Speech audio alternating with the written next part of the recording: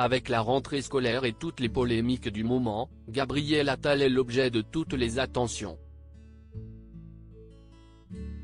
Le JDD a scruté le début de mandat du ministre de l'Éducation nationale, rapportant dans son portrait qu'il nourrit une fascination pour un étrange animal. En héritant du ministère de l'Éducation nationale, Gabriel Attal savait son mois de septembre chargé. Et, celui qui a grimpé les échelons à grandes enjambées n'a en effet pas chômé entre son arbitrage sur l'abaya, ses mesures pour améliorer l'écrit à l'école et son discours pour lutter contre le harcèlement. Les chantiers sont nombreux, les défis immenses et le protégé d'Emmanuel Macron de tous les combats. Le journal du dimanche a analysé l'ascension fulgurante de l'ancien porte-parole du gouvernement, portant notamment sa plume sur sa jeunesse politique et ses années de militantisme.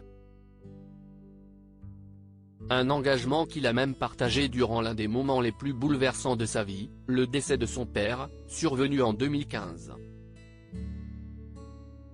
L'ex-compagnon de Joyce Jonathan avait en effet confié ses camarades socialistes de la fédération à l'enterrement de son paternel.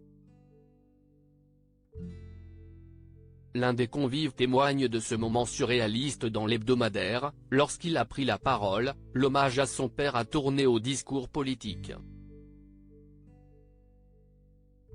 C'était assez surprenant. Totalement piqué des méduses malgré son jeune âge, Gabriel Attal est devenu un vrai animal politique, à qui l'on prête une ambition, devenir maire de Paris en 2026. Il pense peut-être à ce prestigieux poste lorsqu'il se rase le matin, et plus vraisemblablement lorsqu'il contemple les mouvements d'un mal-aimé de l'été. Car, le ministre nourrit une vraie passion pour les méduses, au point d'en avoir élevé chez lui dans un grand aquarium, pour s'y oublier à n'importe quelle heure du jour et de la nuit. Une manière pour lui de se relaxer devant cet animal gélatineux, à défaut d'avoir pu profiter de la plage et des crèmes glacées, volontairement sacrifiées pendant les vacances d'août.